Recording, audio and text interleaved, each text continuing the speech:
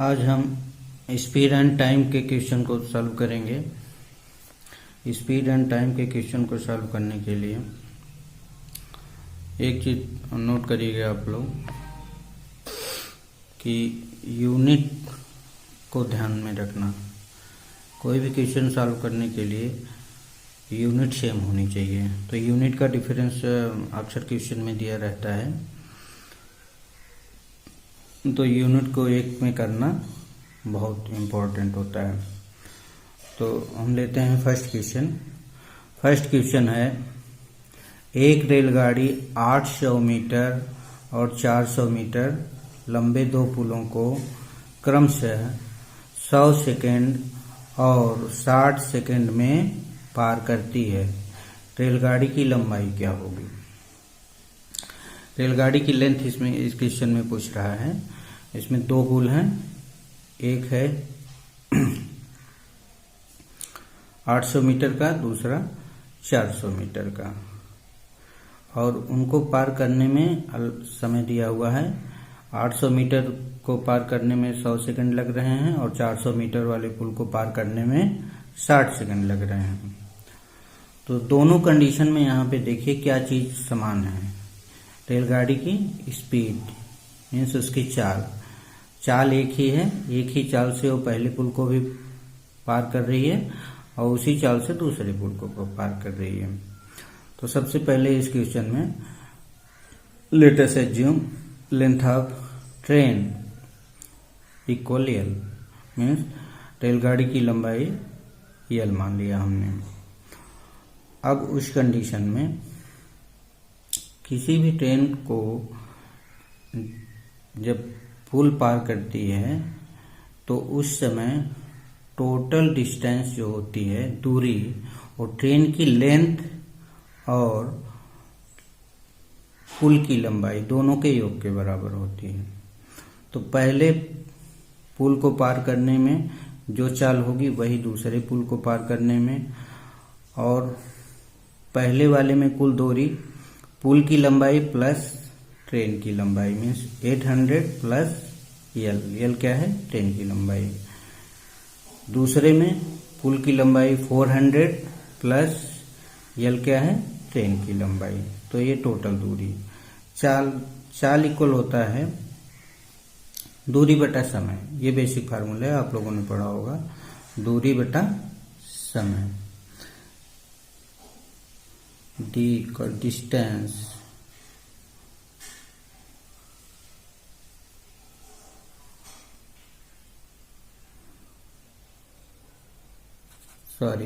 Speed equal D by T. Speed, yes for speed equal D by T, distance upon time. तो इस constant के according दोनों में चाल इक्वल रहेगी। तो पहले की चाल क्या आएगी? पुल की लंबाई प्लस ट्रेन की लंबाई, ये दूरी हो गई। डिस्टेंस अपॉन टाइम कितना लग रहा है? 100 इक्वल हो जाएगा दूसरे पुल की लंबाई प्लस ट्रेन की लंबाई अपॉन उसको पार करने में कितना समय लगा? 60 सेकंड लगा।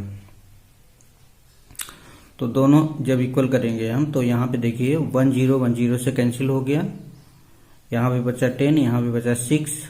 अब 6 का यहाँ पे क्रॉस मल्टीप्लाई कर दीजिए और 10 से यहाँ पे क्रॉस मल्टीप्लाई कर दीजिए। तो 6 का यहाँ पे क्रॉस मल्टीप्लाई करेंगे तो ये हो जाएगा कितना?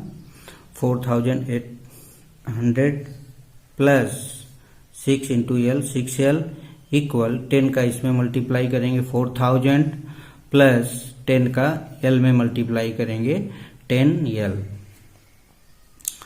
देन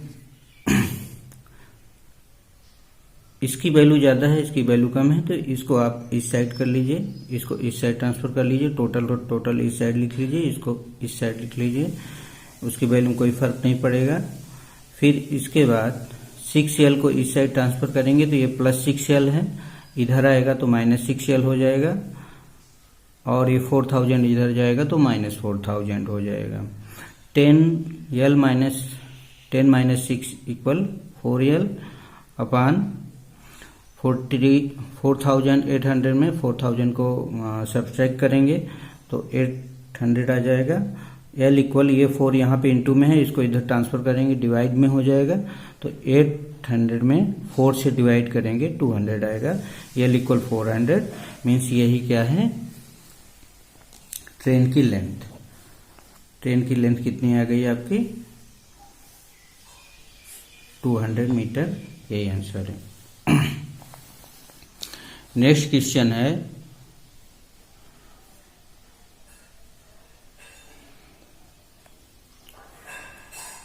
एक 120 मीटर लंबी एक रेलगाड़ी 90 किलोमीटर पर घंटे की चाल से चल रही है, तब 230 मीटर लंबे प्लेटफार्म को पार करने में वह कितना समय लेगी।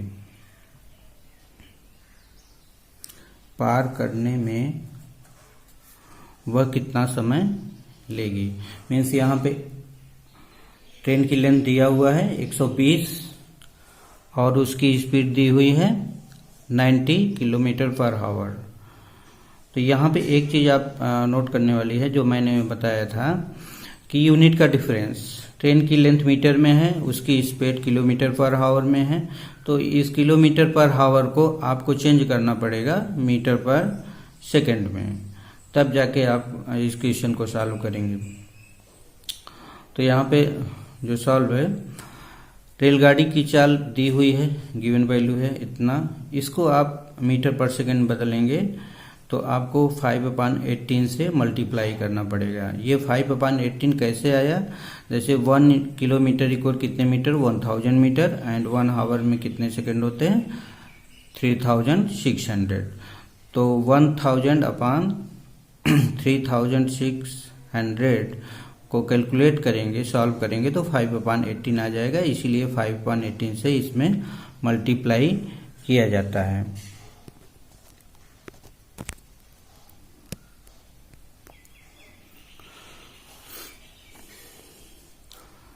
इसको सॉल्व किया तो 25 आ गया। समय, अब उसको पार करने में कितना समय लगेगा, यहाँ पे देखिए किसी भी प्लेटफार्म को पार करने में टोटल डिस्टेंस जो होगी, कुल दूरी जो होगी, प्लेटफार्म की लंबाई प्लस ट्रेन की लंबाई, तो ये हो गई ट्रेन की लंबाई, ये प्लेटफार्म की लंबाई, दोनों को ऐड कर दिया तो टोटल डिस्टेंस आ गई। उसकी अपान में स्पीड, समय इक्वल, ये फार्मूला है, तो स्पीड इक्वल 25 है, 25 इक्वल, इसको सॉल्व ऐड करेंगे तो 350 आएगा, 350/25, इसको डिवाइड करेंगे तो 14 सेकंड, ये हमारा आंसर हो गया। नेक्स्ट क्वेश्चन को हम सॉल्व करेंगे। नेक्स्ट क्वेश्चन है, 50 किलोमीटर पर आवर की चाल से चलती हुई 100 मीटर लंबी रेलगाड़ी एक खंभे को कितने समय में पार करेगी। यहाँ भी टाइम पूछ रहा है, और अगेन ध्यान दीजिए आप, यहाँ भी यूनिट का डिफरेंस है, ये किलोमीटर पर आवर में है और ये 100 मीटर में है, तो इसको आपको जो है कि मीटर पर सेकंड में चेंज करना पड़ेगा। Then apply the time formula, time equal distance upon speed, total distance इसकी कितनी हो जाएगी, 100 metre upon speed 50 kilometre per hour, 50 kilometre per hour को मीटर पर सेकंड में बदलने के लिए 5/18 से मल्टीप्लाई किया हमने, तो इसको जो है कि कैलकुलेट करने के बाद ये वैल्यू आ गई 36/5। 36 में 5 से डिवाइड किया तो 7.2 सेकंड समय आ गया। 7.2 सेकंड में ट्रेन प्लेटफार्म को क्रॉस कर जाएगी।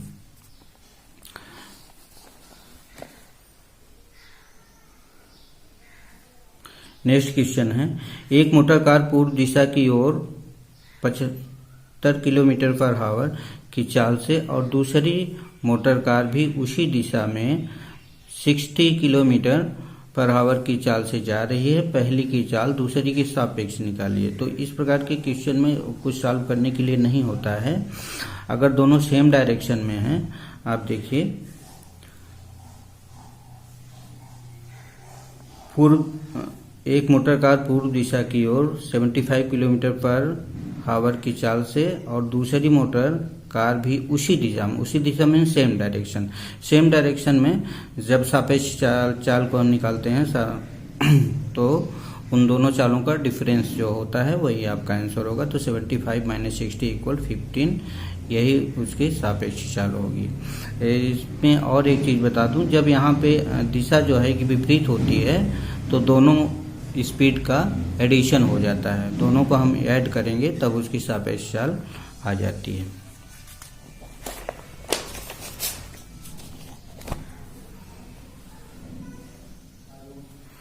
नेक्स्ट क्वेश्चन है, एक गाड़ी के पहिए की त्रिज्या 50 सेंटीमीटर है, 1/9 सेकंड में 80 डिग्री का कोण घूमता है। उसका पहिया 1/9 सेकंड में 80 डिग्री घूमता है। पहिए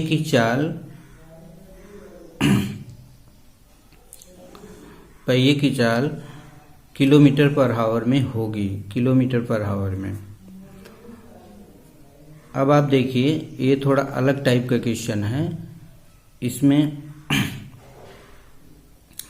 पहिए द्वारा 1/9 सेकंड में चली गई दूरी, 1/9 सेकंड में कितना पहिया चलेगा, मीन्स कितना घूमेगा, तो इसको हम कैसे फाइंड आउट करेंगे। तो जब पहिया एक चक्कर पूरा घूमता है, एक राउंड पूरा लगाता है, ये पहिया हो गया, अगर एक राउंड पूरा लगाएगा तो ये 360 डिग्री घूम जाएगा। 360 डिग्री घूमने पे कितना चलता है, कितनी दूरी, 2πr, 2πr। r क्या है, इस पहिए का रेडियस। तो जब 80 डिग्री घूमेगा तो ये हो जाएगा 80/360 × 2πr।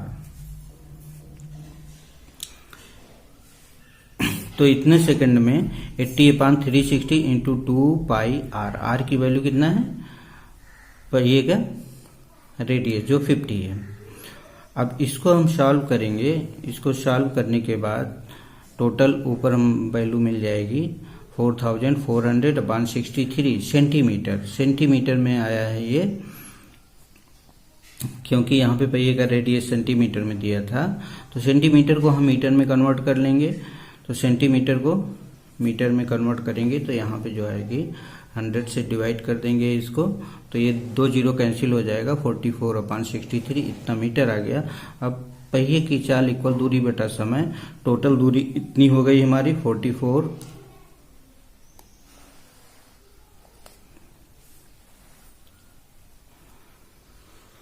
इसको सॉल्व किया 44/63, पहिए की चाल इक्वल दूरी बटा समय इक्वल टोटल दूरी इतनी है हमारी, और समय कितना है 1/9। तो इसको जब सॉल्व करेंगे तो ये 9 ऊपर हो जाएगा। इसको कैलकुलेट करने के बाद जो टोटल वैल्यू हमारी आएगी 6.2 मीटर पर सेकंड, ये मीटर पर सेकंड में आई है। अब इसी वैल्यू को जब हम किलोमीटर पर आवर में फाइंड आउट करेंगे तो इसमें 6.28 × 18/5 कर देंगे। ये जो वैल्यू आएगी वही आपका आंसर होगा। किस में होगा, किलोमीटर पर आवर में।